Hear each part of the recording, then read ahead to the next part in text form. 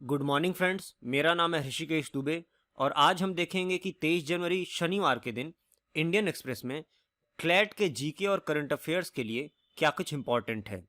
पहले पेज पे serum institute में लगने वाली आग से रिलेटेड न्यूज़ दिया हुआ है। सीरम इंस्टीट्यूट में लगने वाली आग से बीसीजी और रोटा वायरस वैक्सीन की कैपेसिटी हिट हुई। बीसीजी और रोटा वायरस वैक्सीन का नुकसान हुआ।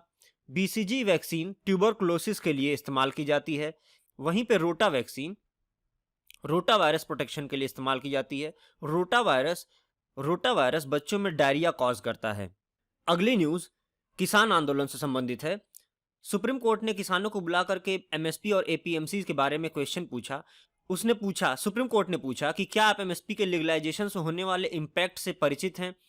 सुप्रीम कोर्ट ने किसानों से यह भी पूछा कि क्या आपको ऐसा लगता है कि कॉरपोरेट सेक्टर्स आपकी जमीनें आकर के एक्वायर कर लेंगे, और उससे रिलेटेड कई सारे क्वेश्चंस उन्होंने पूछे। तो ये डेली अपडेट्स आ रहे हैं जो कि किसान आंदोलन की तरफ से, वो ज़्यादा इंपॉर्टेंट नहीं है क्योंकि ये अभी सेटल डाउन नहीं हुए हैं, लेकिन हमें ये चीज़ें जान लेनी चाहिए कि एमएसपी है क्या, एपीएमसी है क्या।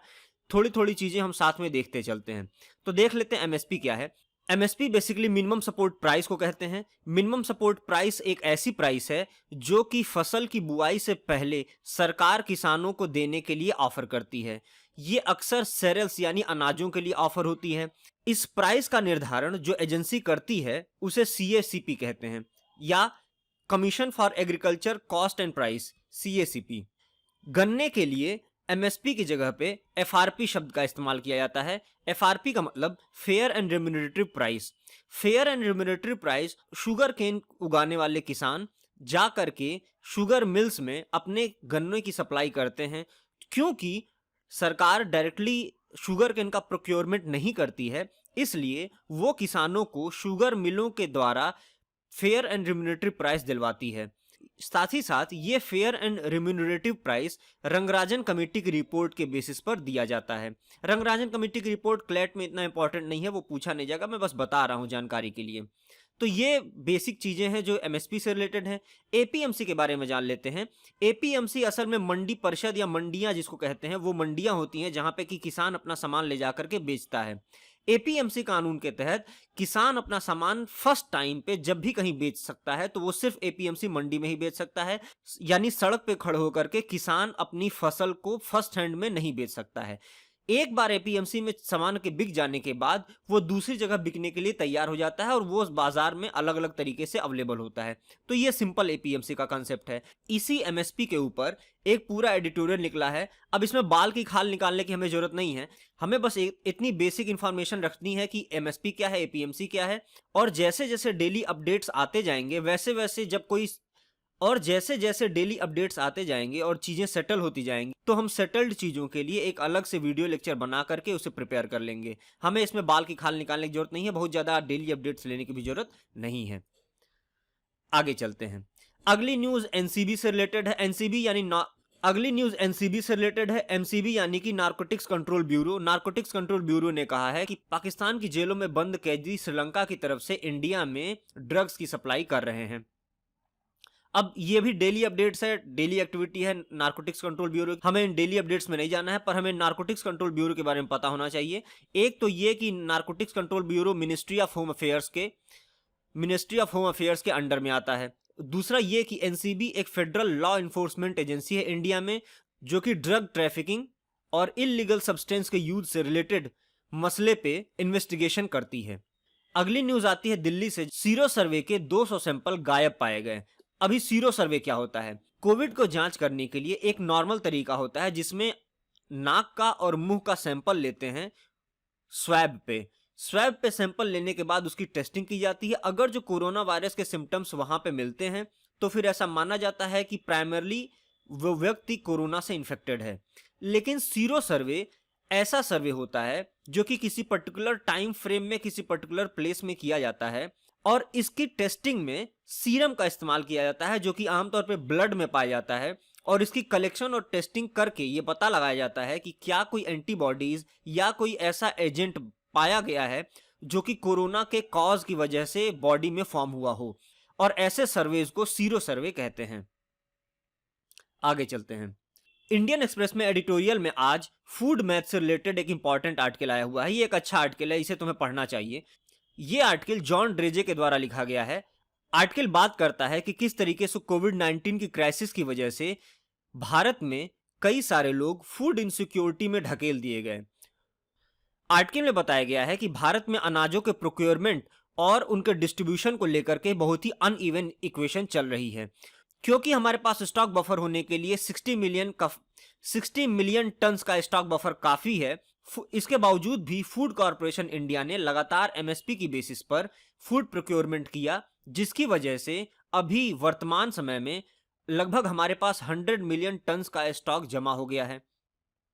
इस स्टॉक के जमा होने और डिस्ट्रीब्यूशन के प्रॉपर चैनल न होने की वजह से हमारे पास फूड स्टॉक के स्टोरेज को लेकर के और उसके यूज को लेकर के बहुत सारे इश्यूज खड़े हो रहे हैं। प्रोक्योरमेंट और डिस्ट्रीब्यूशन के बीच का यह इंबैलेंस कैसे दूर किया जा सकता है, इसके बारे में सजेशन दिया गया है। प्रोक्योरमेंट और डिस्ट्रीब्यूशन के इस अनइवननेस को दूर करने के लिए हम पीडीएस का सहारा ले सकते हैं। पीडीएस यानी कि public distribution system. Public distribution system या जिसे कॉमन लैंग्वेज में राशन भी कहते हैं।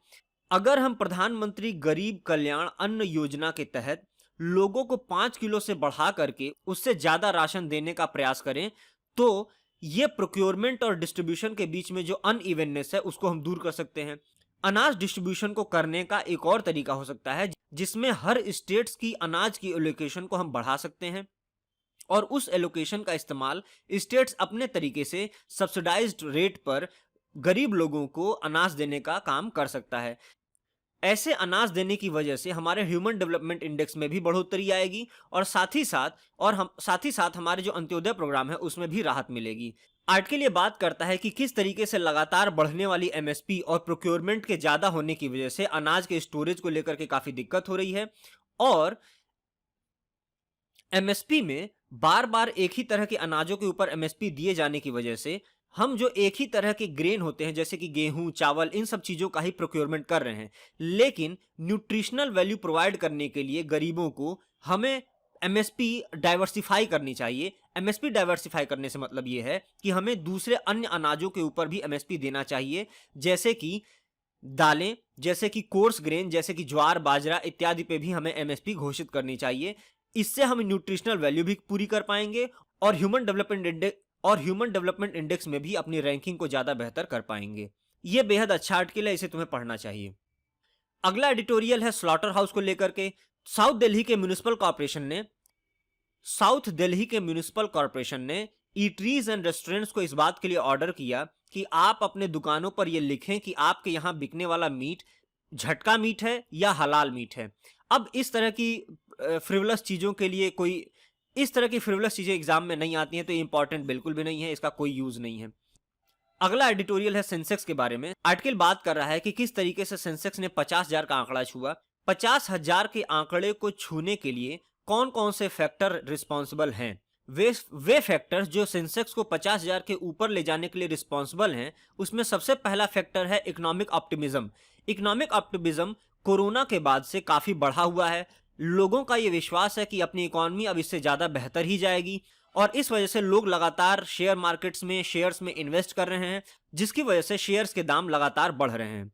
दूसरा फैक्टर जो कि सेंसेक्स को 50,000 ले जाने के लिए है, वो है कि अपना अपकमिंग बजट जैसा कि फाइनेंस मिनिस्टर निर्मला सीतारमण ने कहा था कि हम ऐसा बजट पेश करेंगे जो कि पिछले 100 साल में नहीं पेश किया गया। इस वजह से हमारे आने वाले बजट में हमें यह लग रहा है कि गवर्नमेंट अपने नॉर्म्स के ऊपर थोड़ी ढिलाई करके लोगों की जेब में पैसा डालेगी, जिसकी वजह से लोग खर्च करेंगे और ये खर्च कंपनियों के प्रोडक्शन में बढ़ोतरी करेगा और इस प्रोडक्शन में बढ़ोतरी की वजह से अपनी इकोनॉमी ग्रो करेगी। ये फैक्टर काम कर रहा है अपने सेंसेक्स को 50,000 से ऊपर ले जाने में। तीसरा फैक्टर है एनफ लिक्विडिटी कंडीशन। लिक्विडिटी का मतलब होता है कि मार्केट में पैसे की अवेलेबिलिटी कितनी ज्यादा है। अगर जो मार्केट में फ्री कैश ज्यादा है, यानी कि लोगों के पास खर्च करने के लिए पैसे ज्यादा हैं, तो वो कई सारी लग्जरियस चीजों पे खर्च करते हैं, जिससे कि इकोनॉमी में बढ़ोतरी होती है। ये चीज डोमेस्टिकली और ग्लोबली दोनों हो रही है। इस वजह से भी ये सोच करके कि लोग खर्च करेंगे और उस खर्च या उस डिमांड की वजह से कारपोरेट्स में, कंपनीज में ज्यादा एक्सपेंडिचर होगा, ज्यादा प्रोडक्शन होगा, जो कि हमारे स्टॉक प्राइसेस को ऊपर लेकर के जा रहा है। ये आर्टिकल पढ़ा जा सकता है अगर इकोनॉमी में तुम्हें इंटरेस्ट है तो। आगे चलते हैं। अगला आर्टिकल है व्हाट्सएप की प्राइवेसी से रिलेटेड। आर्टिकल में वही डेली अपडेट्स दी गई हैं व्हाट्सएप की प्राइवेसी पॉलिसी से रिलेटेड। इसमें कोई नई बात नहीं की गई है। हालांकि आर्टिकल एक नए बिल की बात करता है जो कि अभी ज्वाइंट सेलेक्ट कमेटी में पड़ा हुआ है। पर्सनल डाटा प्रोटेक्शन बिल 2019 में पेश किया गया था और इस बिल से लोगों के पर्सनल डाटा और उनकी प्राइवेसी को ले लोगों के पर्सनल डाटा और उनकी प्राइवेसी के लीकेज से रिलेटेड जो भी कानून बनाए जाने हैं इसमें लिखा हुआ है। ये बिल अभी बन रहा है, इसलिए इसके डिस्कशन को लेकर के बहुत ज्यादा परेशान होने की जरूरत नहीं है। एक बार जब ये बिल बाहर आ जाएगा, सेटल हो जाएगा पूरी तरीके से, तो इस पे एक वीडियो लेक्चर करके हम इस सारी चीजों को समझ लेंगे। इसी आर्टिकल में कंपटीशन कमीशन ऑफ इंडिया के बारे में भी कुछ बातें बताई गई हैं। कंपटीशन कमीशन ऑफ इंडिया के बारे में हम जानते हैं, पहले भी पढ़ चुके हैं। स्टैट्यूटरी बॉडी है, काम करती है रेगुलेटर के तौर पे। मार्केट में अलग अलग दूसरी कंपनियों के बीच में रेगुलेटर का काम करती है। ये किसी भी अनफेयर प्रैक्टिसेस को फॉलो करने से किसी भी कंपनीज को रोकती है, मोनोपोलीज को बनाने से रोकती है। ये सारी चीजें हमें पता है, हमने पहले पढ़ ली हैं। अगला आर्टिकल बात करता है कि पार्लियामेंट कई बार कुछ बिलों को पास करता है लेकिन वो बिल कानून नहीं बन पाते हैं। ऐसा कब और क्यों होता है, इसके लिए 3 वजहें दी गई हैं। आर्टिकल ये बताता है कि भारत में कानून को बनने के लिए उसे लोकसभा तथा राज्यसभा दोनों से पास होना चाहिए। उसे पास होने के बाद प्रेसिडेंट उस पर साइन करता है। अगर प्रेसिडेंट उस पर साइन ना करे तो वो बिल रह जाता है, एक्ट में या कानून में कन्वर्ट नहीं हो पाता है। यदि यह बिल पर मेंशन्ड हो ऑलरेडी कि किस डेट से उस कानून को लागू किया जाना है, तो भी वो कानून उस तारीख से पहले लागू नहीं होता है। ऐसी सिचुएशंस में भी पार्लियामेंट ने जो कानून पास किया है वो किसी उक्त तिथि से पहले लागू नहीं हो सकता है। और तीसरा कंडीशन हो सकती है कि जब कानून लागू ना हो कि उसके लिए पर्टिकुलर रूल्स और रेगुलेशन तैयार नहीं है।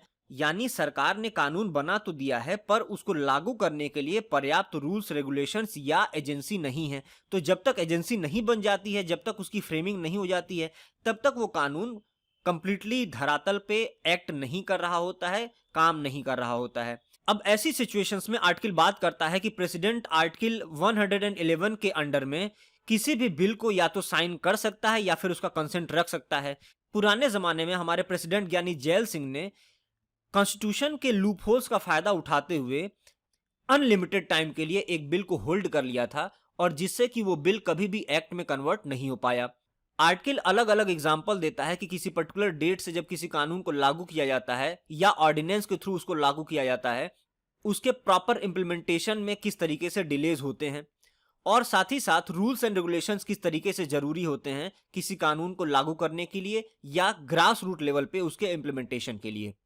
गवर्नमेंट के पास ये पावर है कि वो किसी भी रूल्स या रेगुलेशंस को सप्रेस कर सकती है या उसे रेज कर सकती है।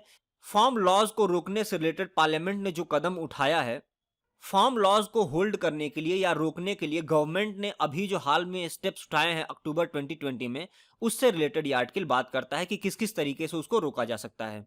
अगला आर्टिकल है द लिसनिंग डेफिसिट।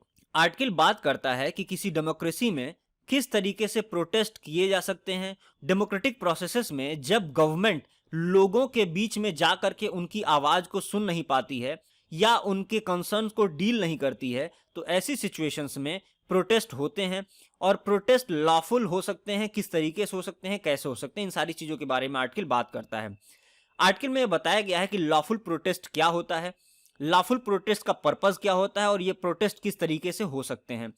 पार्लियामेंट या गवर्नमेंट के किसी भी इंस्टीट्यूशंस में जनता की आवाज को सुने जाने के लिए क्या क्या तरीके के बंदोबस्त किए गए हैं और किस तरीके से जब कोई एक्सपर्ट या गवर्नमेंट जनता के बीच में जाकर के उनकी आवाज को नहीं सुन पाती है तो उसमें किस किस तरीके के इम्प्लीकेशंस होते हैं। आर्टिकल बात करता है कि लॉफुल प्रोटेस्ट क्या होते हैं, ये किस तरीके से किए जा सकते हैं, डेमोक्रेसी में इनका क्या रोल है और क्यों गवर्नमेंट और जनता के बीच में लगातार एक ट्रस्ट डेफिसिट बना हुआ है। ये ट्रस्ट डेफिसिट किस तरीके से डेमोक्रेसी को इंपैक्ट करता है, आर्टिकल में इन्हीं सब चीजों के बारे में बात की गई है। आर्टिकल जीके के फैक्चुअल पॉइंट ऑफ व्यू से बहुत ज्यादा इंपॉर्टेंट नहीं है, हालांकि रीडिंग कॉम्प्रिहेंशन के लिए तुम इसे अगर जो पढ़ना चाहते हो तो पढ़ सकते हो। अगली न्यूज है आईआर और डिफेंस रिलेटेड। बिटकॉइन नाम की एक क्रिप्टो करेंसी है, उसकी माइनिंग को लेकर के ईरान में कुछ इशू हुआ। बिटकॉइन एक ऐसी क्रिप्टो करेंसी है जिसको बनाने के लिए आपको कंप्यूटर, वो भी बड़े बड़े कंप्यूटर और उस तरह के कई सारे कंप्यूटर्स को मिला करके एक वर्कशॉप बनानी पड़ती है और उससे जाकर के माइनिंग करना पड़ता है, तब जाकर के कुछ एक बिटकॉइन मिलते हैं। तो ऐसी सिचुएशंस में ईरान में पहले ही इकोनॉमी काफ़ी खस्ता हाल है, और ऐसी खस्ता हाल इकोनॉमी में वहाँ के कंप्यूटर एक्सपर्ट्स ने पैसे बनाने के लिए एक अलग रास्ता निकाला। उन्होंने उन्होंने ईरान की गवर्नमेंट की तरफ से सस्ते में मिलने वाली बिजली का इस्तेमाल करना शुरू किया और उससे बिटकॉइन माइनिंग शुरू करी। बिटकॉइन माइनिंग के लिए वहाँ के कंप्यूटर इंजीनियर्स ने इस हद तक इलेक्ट्रिसिटी का कंजम्पशन किया कि वो 450 मेगावाट पर डे के लेवल पे पहुंच गई। ऐसा करने से रिहायशी इलाकों में काफ़ी ज़्यादा दिक्कत होने लगी और ब्लैकआउट हो गया, लाइट चली गई। अब इसके बाद भी वहां के जो कंप्यूटर इंजीनियर्स थे वो नहीं माने, उन्होंने डीजल जनरेटर चला करके भी बिटकॉइन की माइनिंग चालू रखी। ऐसी सिचुएशंस में काफ़ी डीजल की भी खपत होने लगी। तो बिटकॉइन माइनिंग को लेकर के एक इशू तो ये पहले से बना रहता था, बिटकॉइन किसी सॉवरिन कंट्री द्वारा रिलीज की गई मनी नहीं है, वो एक फ्री मनी है जो कि पूरे इंटरनेशनल मार्केट में बिना किसी रेगुलेशन के घूम रही है, कि इलीगल चीज़ों के खरीद फरोख्त के लिए बिटकॉइन का इस्तेमाल होता था। लेकिन आज की डेट में अब बिटकॉइन ये भी एक प्रॉब्लम क्रिएट करने लगा है कि लोग जो है क्रिमिनल एक्टिविटीज, ड्रग एक्टिविटीज के साथ साथ बिजली के दोहन के लिए और एनवायरनमेंट को भी क्षति पहुंच रही है। ये एक इशू इंटरनेशनल मार्केट में ईरान की तरफ से सामने आया है। आगे चलते हैं। अगला एक और आर्टिकल है आईआर और डिफेंस से रिलेटेड। अमेरिका ये चाहता है कि रूस के साथ वो न्यू स्टार्ट ट्रीटी को आगे बढ़ाए। स्टार्ट ट्रीटी एक बायलैटरल ट्रीटी थी जो कि अमेरिका और पुराने यूएसएसआर ने एक दूसरे के साथ साइन किया था। ट्रीटी का उद्देश्य ये था कि इसकी स्ट्रेटेजिक ऑफेंसिव आर्म के रिडक्शन और उसके लिमिटेशन को लेकर के दोनों देश एक दूसरे के साथ प्रयास करेंगे। वो ट्रीटी जो स्टार्ट ट्रीटी के नाम से जानी जाती थी दोनों देशों के बीच में, वो आने वाली 5 फरवरी को खत्म हो रही है। ऐसी सिचुएशन में एक नई स्टार्ट ट्रीटी की बात कर रहे हैं रशिया और अमेरिका एक दूसरे के साथ। तो ये हमें पता होना चाहिए कि स्टार्ट ट्रीटी क्या है और उसे कौन से दो देश साइन करने जा रहे हैं। अगला आर्टिकल आता है इकोनॉमी की तरफ से। इकोनॉमी में बात की गई है कि किस तरीके से लोग अपने क्रेडिट कार्ड का इस्तेमाल सिर्फ फ्यूल के परचेज के लिए कर रहे हैं, किसी भी और काम के लिए नहीं कर रहे हैं। कोरोना के लॉकडाउन के जस्ट बाद एनएसओ ने इन्फ्लेशन का नंबर बताया 6.3%, जो कि काफी ज्यादा था। इन्फ्लेशन के काफी बढ़े हुए होने के कारण और लोगों में एक इनसिक्योरिटी होने की वजह से लोग अपने क्रेडिट कार्ड का इस्तेमाल किसी भी फ्रिवलस परचेजिंग के लिए नहीं कर रहे हैं और सिर्फ फ्यूल के लिए खरीदारी करने के लिए क्रेडिट कार्ड का इस्तेमाल कर रहे हैं। अगली एक न्यूज है जिसमें आरबीआई ने एक प्रपोजल दिया है एनबीएफसीज के कंट्रोल को लेकर के। एनबीएफसी यानी कि नॉन बैंकिंग फाइनेंशियल कंपनीज। अब ये नॉन बैंकिंग फाइनेंशियल कंपनीज क्या होती हैं? आपने सुना होगा घर में पड़ा हो सोना फिर काहे कोरोना। तो ये क्या है? ये बैंक नहीं है, ये एनबीएफसीज हैं, यानी non banking financial companies. LIC क्या है? एलआईसी बैंक नहीं है, पर ये फाइनेंस में डील करती है, इंश्योरेंस कंपनी है। इसी तरीके की दूसरी और सारी कई, Muthoot gold loan, Shriram loans, इस तरह की कई सारी कंपनीज हैं जो कि लोन प्रोवाइड करती हैं, फाइनेंस सेक्टर में काम करती हैं, लेकिन वो बैंक नहीं है। Those companies are known as NBFCs या non banking financial companies. Non banking financial companies में एनपीए से बचाने के लिए आरबीआई ने इस बात के लिए प्रपोज किया है कि वो base layer, middle layer, upper layer और टॉप लेयर, ऐसा करके 4 लेयर में रिस्ट्रिक्शंस और रेगुलेशंस के लिए रूल्स और नॉर्म्स बनाएगी और उससे वो एनपीएस को कंट्रोल करेगी एनबीएफसीज में। अब एनबीएफसीज में इस तरह के रेगुलेशन से क्या क्या तरीके के डेवलपमेंट होंगे, एनपीए रुकेंगे या नहीं रुकेंगे, ये अभी सेटल डाउन होने की बात है। ये सिर्फ एक प्रपोजल के लेवल पे है, आरबीआई ने अभी सिर्फ प्रपोज किया है। तब तक हमें इस पे जान देने की जरूरत नहीं है, बस हमें ये जान के रहना है कि एनबीएफसीज हैं क्या और किस तरीके से काम करते हैं। That's it. तो ये था मेरी तरफ से इंडियन एक्सप्रेस आज के लिए। Thank you.